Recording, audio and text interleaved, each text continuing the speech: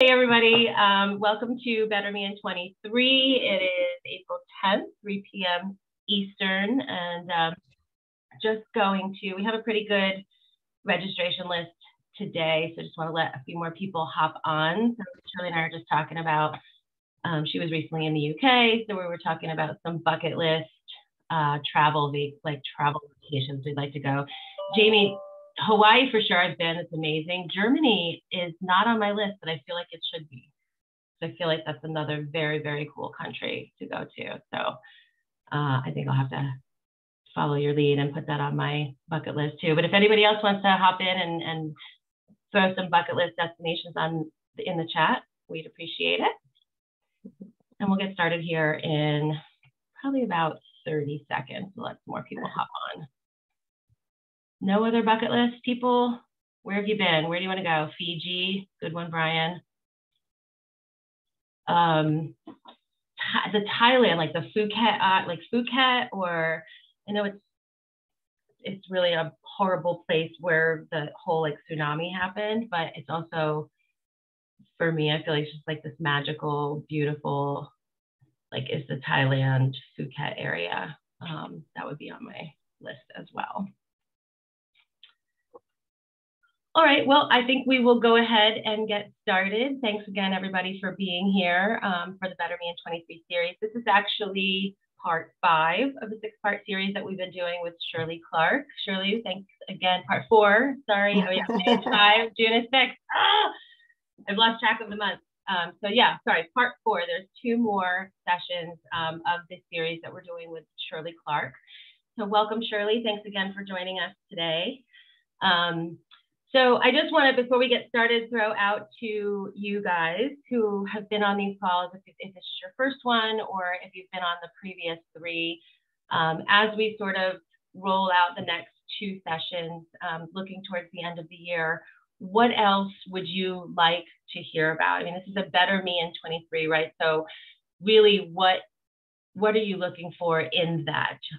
Is it something like what we've been doing, what Shirley's been providing along the mental health arena, and how to deal with like today's resilient and supportive leadership in times of change, being a supportive leader? We all are going through a lot of change, obviously, with the mortgage industry on a daily basis. Or would you like more things like nutrition and exercise, or to talk about, you know, stress and anxiety, or how you're feeling, like an open forum to talk about just the stuff that's going on in your individual organization? And how that affects you on the day-to-day, whether you're working from home or you're working in the office. We kind of just want to be this place where everybody can come and chat, you know, and a lot of us don't have any water cooler chat anymore because we do work from home, or half of our workforce is at home and we're, you know, participating or chatting with people through Slack or Teams. But I think it's important to talk, right? I mean, we're doing all these webinars about what's happening in rates and this and that, but there's humans that are sitting in the desk still, and there's humans that are, you know, seeing their friends get laid off. And I think we want to just connect you all and make sure that we're all supporting each other throughout our membership. So feel free to pop stuff in the chat for me, because I'd love to hear from you guys. If you want to take yourself off mute, join the conversation, that is always welcome. Again, this is meant to be more of a meeting where it's interactive versus just a webinar, but Shirley, you know, has certainly prepared a wonderful presentation for us. So we'll get into that now, but drop that stuff in the chat, or if you want to email me privately, I will find the speakers, I will find the specialists in the content, or we can bring Shirley back. So there's lots of options. With that being said, I will let Shirley jump into it. This is Resilient and Supportive Leadership in Times of Change with Shirley Clark. Thanks, Shirley. Great. Thanks, Amy. Hi, everyone.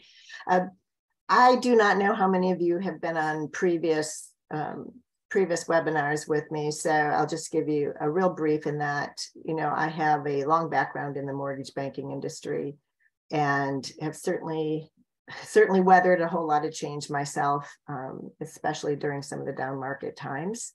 And in the last 10 or 15 years, I've been doing consulting and training and coaching and actually running a nonprofit. So my life has definitely changed, but it's great to always talk with my mortgage peeps. And as Amy said, if there's anything you do want to hear from me, I still have a couple more sessions to do. You know, I'm happy to talk about just about anything as well, to make sure that you're being supported, both on these, or I always give you my email too. So feel free to reach out if you ever want to just chat, because I know things are a little bit crazy sometimes. So today, as we talk about supportive leadership, you know, I've done a couple webinars with similar titles, and I try to mix it up a bit. There will be some things that we have covered before, and a lot of it is just so that it becomes more of your vocabulary. And it's almost like, you know, building on a yoga practice or something, where the more that you continue to think about how your brain works and how important it is for us to be aware of our bodies and our emotions and in the way that we are and the way that we lead, you know, the better it'll be as we get used to that. And so today, as we talk about this, I want to start with a quote from Viktor Frankl. You may know who he is. He was a prisoner. You know, he was a Holocaust survivor, but during World War II, obviously he was not in great shape, but he's a psychiatrist and did a lot of studying of people. And I think he's probably written 39 books probably by now, or I think he had. And his, I think his most well-read one is probably Man's Search for Meaning. And there's just so much in there that we can start with. But when we are no longer able to change a situation, we are challenged to change ourselves, you know, and that, I think we probably all know that, but so often we want to change what's happening. We want to change interest rates. We want to change the economy. We want to go back to the way it was. You know, during COVID, we certainly had those feelings, and now. And so as that is out of our control and not something that we can change, it really is around what do we want to do so that we can be the best we can be, we can thrive, we can strive to thrive wherever, you know, wherever we land in whatever position we are. What is it that will help us, I don't know, I want to say experience joy, you know, or find those moments where we have just, you know, profound peace. And that's such a difficult thing in this world with not only the economy, but with all the rhetoric that's out there. And sometimes we're in a state of agitation all the time. And so this is a time where it's really important for us. Let's just take these next 30 minutes and just relax into it and kind of put everything out of our mind and kind of start with being aware of where we are right now.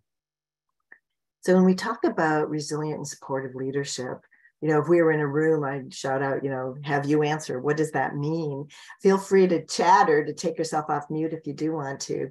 But you know, as I think about it, you know, I think about how geese fly, you know, and if you look at, as they flap their wings, they kind of create that uplift, you know, that aerodynamic orientation that reduces air friction, right? And so that for the birds that follow.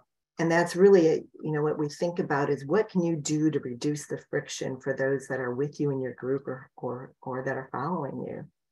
And the other great thing I like to think about, and especially as you watch geese, is that the lead goose will often go back to next position and another goose will take its place. You know, just like, you know, in bicycle racing or anything else, you know, we're not expecting one person to always be that rock and always to be that person in front. And so if you are leading a team of people, or if you're part of a team of people, just kind of recognizing that it doesn't always all have to land on you. It's how do you look at what's on your plate and share that, and allow others to step in as well.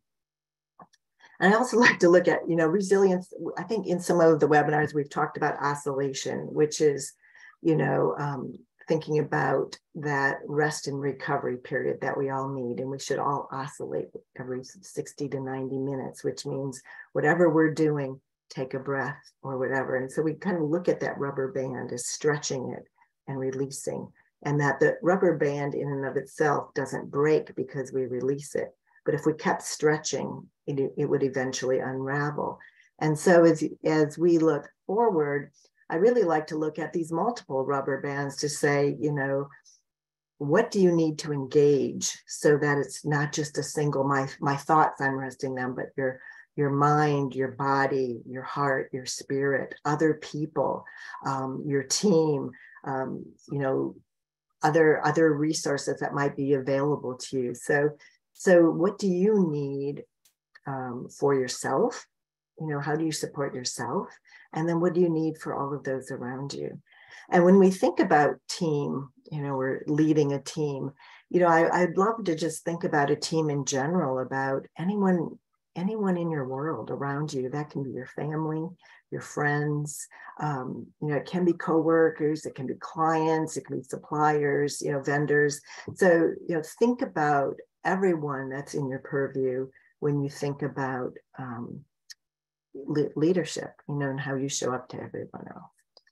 So we'll talk today about just some leadership practices that can help you flourish during change. And so we'll walk through, you know, setting an intention, self-awareness, which we talk about every time and will continue to, but awareness of others and that team of people, a pause practice, putting in an assessment in your life, and then of course, responding in a way that's aligned with your intentions. So we'll start with intention. And as you think about intention, it's you know, it's what do you want that to be for you, right? So just kind of reflecting on the expansive possibilities that are in front of you. You know, our brains they crave certainty, you know. Often when we are going through a tough time, you know, we will feel that fear, or, you know, we talk about the fight, flight, or freeze, you know, that our amygdala does, and we've talked about that. But what solves that for a brain is certainty. And so as we're thinking about intention and setting an intention for ourselves, whether it be every day, for the year, for the month, however you do it as a leader, just reflecting on what's bigger than you, what's bigger than your role. You know, I liken it to, you know, say you were, you know, at a bar or a dance house or something, and you're up on the balcony and you're watching everyone on the floor being jostled around and dancing. You have a view that allows you to see everything. If you're on the floor dancing, you're only going to see what's right around you.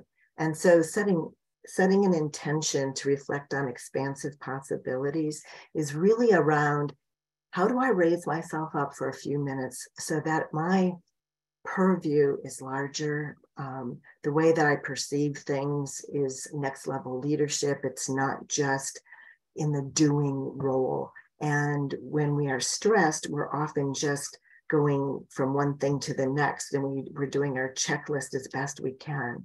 But to take a breath and to expand possibilities and look at what if the opposite were true, what those kinds of things, and setting an intention to reflect on that helps us get out of that lower level thinking.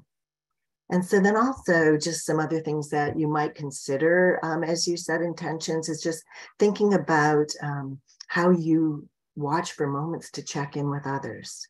That you're just paying attention to what other people might need and really listening to that. And then of course, just responding with compassion and even curiosity. You know, so often it's easy to respond with judgment, going, well, I've had a bad day too. And, you know, just buck up, you shouldn't have been late. You know, all the things that might go through our minds when we're stressed. But really supportive leadership is so much more than that. It is really just stepping back and making sure that we're sitting in that curiosity seat. Thinking also about communicating clearly and often, and setting an intention for this. It can be, again, for anyone in your circle, in your team. I once was doing some consulting for a mortgage company that was not doing well. It was an incredibly large company, and they had put themselves up for sale. And everyone started stressing out. It was hard to look at the level of productivity compared to what it had been and be happy with it, right? We were all like, this isn't This isn't going to help anybody. And I think at that time, the COO did an amazing thing. And I use this example because he said, we are up for sale. I am going to let you know that every Friday at 3 p.m. Eastern, I am going to send out an email and let you know what's happening. So every Friday, without fail, he would send out a little blurb like nothing's happening this week, or we had some people coming and doing due diligence this week. So whatever it was, he sent it out. But what I noticed, and I was not an employee of the company, I was a consultant. So I came in and went in a couple of the different offices, and I witnessed everyone just get back to a kind of status quo of the way that they would show up for work, even though they still knew the bigger picture was sale, and the bigger picture was still uncertainty. The change that was about to come was being calmed in their brains by short-term certainty, that every Friday they would get a message. So rather than talking about the what ifs and worrying about it, they talked about what would the next message be. And so you cannot underscore enough that the importance of communication and having scheduled communication and trusted communication. So again, as we set our intentions, obviously modeling self-care, we talk about that a lot in these webinars, whether it's you getting physical exercise or whatever it is. We'll talk a little bit more about that, but model that for those around you. And also align with your values, setting an intention, because this is a tough time when things are changing, to always be yourself and be your best. So just kind of revisit, what are my values? What is most important to me in the way that I show up? What's most important to me in the way that I perform? And what is the most important thing for me in a relationship with any of the people that are in my world?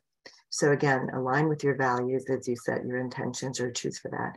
And then, as we talked about with the geese, ask for help when you need it and show that it's okay to ask for help. So let's just take a moment right now. And I would just say, put your feet on the floor if you're sitting, and just kind of relax your shoulders and just notice, it's like, what are you aware of right now? What are you aware of that happens to you during times of change? Because when major life change happens, our brains automatically see that as a negative. And as we talk about, that little amygdala part of our brain, and the fear popping up, it takes over a lot of our thought process. So our prefrontal cortex, our thinking part of our brain, isn't as functional. So right now, just notice, what is happening? What do you notice yourself thinking about? In the midst of our own personal and professional storms, there is strength and beauty that we can always count on and return to. And thinking just about, what is that like in your life, right? Just take a moment, take a breath, and just be aware of what happens. And as we talk about self-awareness, we talked about the window of tolerance in, I think, our February webinar. And if you weren't around for it, that's fine. But basically, Dr. Dan Siegel kind of coined this term. But you look at what's on the slide right now and you see those two lines. Just consider that to be where you're tolerant. I'm tolerant this much every day. In the morning, my tolerance might be this, right? After a good run, my tolerance might be this. And so that window of tolerance throughout the day can open and close. If you look at the jagged lines, those are the events that happen to us all day long. And when our window is open, we can handle them. We're in the zone. But if we're worrying about change or thinking about something that isn't in the present moment, very often our window can close. And so just, pay attention to that. It's a great tool for just recognizing where you are through the day, just kind of saying, oh, my window's not open very much right now, I can tell. So what do I need to do so that I can be ready to take on whatever comes next? And, so as we're aware of that window, think about supporting your window with all 4 of your domains, right? And resilient leadership is really around managing energy. And it's around managing your own energy and those in the room with you. And so we'll talk about, mind, body, heart, and spirit, but what fills and what depletes each of these tanks, right? So if you look at each one of those as a tank. And I put some things together that I won't spend a lot of time on, but it's a great exercise to do this for yourself, just looking at all 4 domains and just saying, here's my physical energy. What gives me energy? What is good? Sleep, eating well, drinking water, just notice, and it might be different for each of you, but just pay attention to what fills that energy tank for you, but also what depletes it. Because if you want your window of tolerance to stay where you can handle not only change, but deal with anything that's coming up and the unexpected, understand where your window needs to be. So here's just a couple of ideas for physical energy. For emotional energy, what brings you emotional energy? And some of these may overlap sometimes, but being with, good friends, conversation, music, sticking to routines. Again, the brain likes short term. It likes certainty. So thinking about how the brain operates, so here's some, time that might give you some ideas that might give you emotional pluses, but also what takes away and who takes away. Our own negative self-talk, I'm not good enough, all those types of things, but also, pay attention to what people around you are saying. Pay attention to what you're reading on your computer, as whether it be, Facebook things or the news or whatever feeds you get in, just pay attention to that. So notice what gives you energy and notice what depletes. Mental, same thing. What is good for your mental energy? I know for me, certain books are great when I'm reading them because they'll just be little paragraphs that just allow me to think, how can I be my best self? And I love it. And so for me, strategic thinking is a plus, but find your own. But also notice mentally language in my head, like what am I worrying about? What am I reliving over and over? What conversation am I about to have that I haven't had yet that I started living and reliving? So looking at that, and as we talked about with Viktor Frankl's quote, trying to control without your control, instead of thinking about how do I adapt to this and how do I notice if my team is adapting to this? We can't change a lot of what's happening, so we can change the way we are responding to it. And the 4th domain, spiritual energy, what connects you to that bigger space, that bigger power? There's so many different ways people look at this, but looking at that for you so that you can kind of find that peace inside so that you can lead with that kind of peace. And then also just what sucks it away from you. Okay, so again, self-awareness around our energy is what I really wanted to focus on today. There's so many things we can focus on, but if our energy is lagging, that's when stress can come in easier. It's when depression can set in. We leave ourselves open and vulnerable if we are if we are depleting our energy tanks and living kind of below the line here. So now let's look at others. And what do we know about others? What do we know about our team? You know, it's like this iceberg you've probably seen a million times in different presentations, but I love what it depicts is that we see so little of what goes on with everybody. And so we make assumptions based on 1/10 of the information about what somebody else might need, what they might want.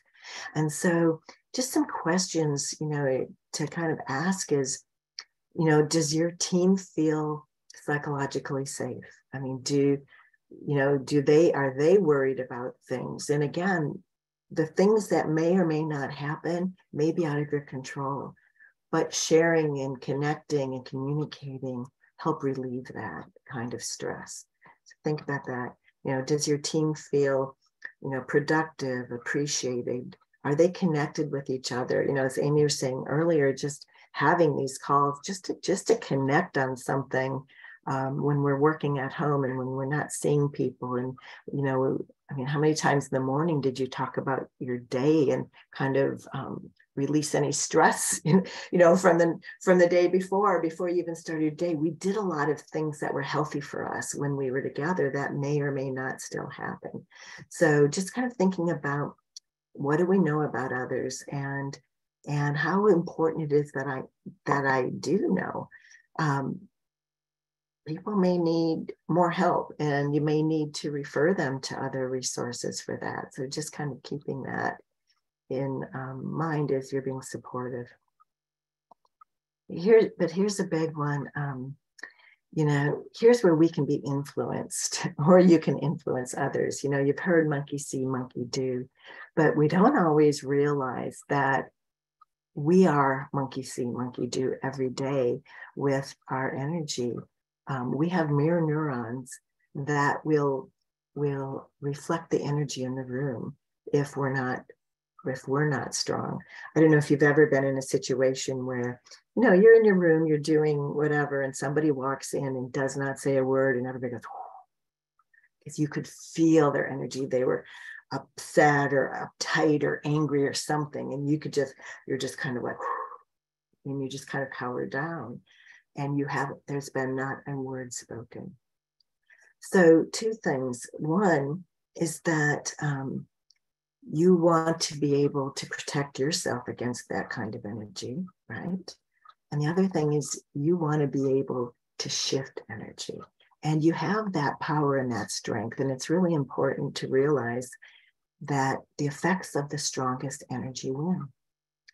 So say you're with somebody who is visibly upset, having a real hard time, and you're starting to be upset as well because you're feeling your empathy is kicking in. You're an empathetic person, and you're starting to feel whatever they're dealing with. And it could be personal issues, it could be work issues, it could be anything. What you're then doing is you are then zapping your energy and taking it down.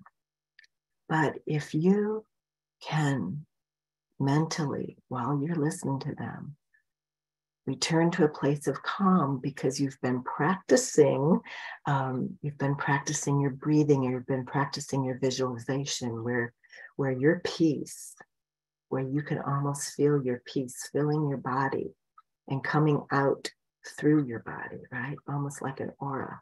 If you can imagine that and feel that, they're going to pick up on your quiet energy. First of all, it'll act like a shield for you. And the other thing is that it will give them something. Kind of think of a garden hose. If you're holding a garden hose up and someone's dropping pebbles in it, right? They're just filling it up and they're clogging up your hose. But if you turn the power on really strong, those pebbles are never going to go in that hose, right? So kind of think about why it's so important to take time for yourself and to practice, even for a couple moments at a time, visualizing a scene, whether it be a running lake, a sunset, breeze through a trees, just have your library, right? Have a library of things you can visualize that bring you that kind of water hose strength to the moment so that you can bring that awareness into any situation that you're a part of and change the energy. I think of all the takeaways today, I hope that's one that you practice, because I have practiced it and used it, and it is amazing what you will see. I have used it with people across a 30-foot room and have had a reaction that is almost inexplicable. And so practice that, please. Yeah. Okay. So then, as we went through the list, the next thing is just pause. You know, when there's a situation that you are feeling anything in your body, in your emotions, in your thoughts that's bringing up, you're starting to feel any kind of stress as you're more aware of yourself, just take a quick pause, right? Be present. Pause, notice, be present. And here's where the power comes in. You know, so whoever we are, the influences, our experiences, our values, our practices, all of that kind of goes into every day, right? Wherever we are in the world, that's why I say sometimes just breathe. That goes into your day. So the situation or the event happens, some data, whatever, that could be negative. We have this reaction to it, right? And from the reaction, we take an action and there's a result. And often that isn't the result that's supportive of others. It's not necessarily good for ourselves. It's just that fast reaction.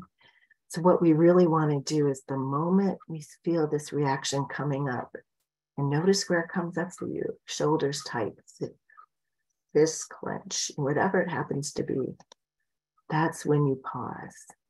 That's when you take that second to be aware and pause, because then you can respond.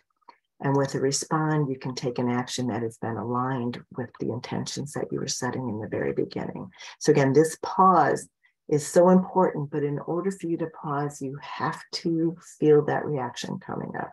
You have to know how, oh, this makes me angry, or, oh, I'm scared, or I'm worried. You know, whatever it is, whether it's facial, whether it's something you're going to say, where does it come up for you? Notice that, so that you can move on. Okay. And so, you know, as we kind of went through that, I just want to recap sort of the order of where we went with things, because it's really important to just say, who is it that I want to be during this change? I can fight it. I can be angry about it. I can be scared about it.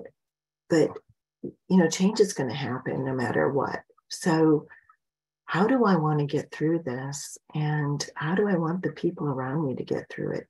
There may be some things that I have to deal with that are pretty unpleasant. Who do I want to be when I'm dealing with it? So setting that intention. And then really spend time being present so that you're self-aware.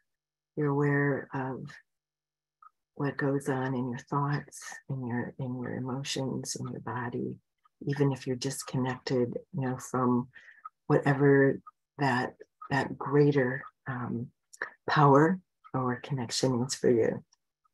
So, and like the iceberg, just, you know, ask questions, you know, expand your awareness of the team around you. You can be so much of a better leader, and you can give so much more support when you're willing just to be curious and not sit in judgment. Learn to pause. And in the beginning, even if you just stop there and you don't substitute a response or anything, you just pause, and you may still react the same way, but you're starting to train your brain to pause. So, you know, just give yourself baby steps in the beginning when you incorporate that pause practice.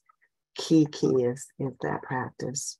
And then when you are able to, when you can set that pause, then go ahead and assess your reaction. Is this the way I want to is this way I want to react, or is this something that I want to adjust? And if it's something you want to adjust, then just respond intentionally. And the great thing about this is when you do respond intentionally, that goes back and it feeds back into how you set up your day. You will continually strengthen those neural connectors that take you to a new practice, that take you past where the amygdala fires and you're sitting in that fight, flight, or freeze mode. It'll take you past that and put you back into far more rational thinking. Okay, so again, the more you practice this, the more you will lead the way you want to. Okay, so I am open if anyone wants to chat or have questions. Otherwise, like I said, I always say, feel free to text or call or email with any questions or anything that you'd like more information on. I have resources behind all of these things, and I'm always happy to share articles or whatever might be of value to you. So, thank you. Awesome. Thank you, Shirley. For everybody on the call, I did just drop in the chat next month's session. It's going to be May 10th at 3 p.m. Eastern. Sorry, May 15th, 3 p.m. Eastern. And the link to register is in the chat. Go ahead and get yourself registered for the next one. And again, just, excuse me, a call to action from those of you still on the call to reach out to me personally. Let me know your thoughts, good or bad, on what we've done so far and what you potentially would like to see through the rest of the year in this Better Me in 23 series. And so with that said, again, Shirley, thank you so much. Looking forward to seeing you next month. And I will send out the recording for this as well as some bullet points that we wrote down. Shirley, will you provide the presentation deck or no? Oh, sure. Okay, so we can send that out to you also. And then just a reminder, you know, if there are leaders on this call or anybody that potentially would be interested in doing any kind of series within your own organization, Shirley, I'm sure, is open to doing anything like that. If you know, got a group of people that you think would benefit from a series of webinars that she does, I would definitely recommend reaching out, because as you can tell, she is very well versed, and her voice always, even just her voice and her presence, calms me and makes me happier during the day. So thanks again, everybody, and we'll see you next month. Don't forget to register. You can also find it on our member engagement, member event calendar on the mortgagecollaborators.com website. So thanks again for joining, everybody. We'll see you next month. Thank you. Have a great week.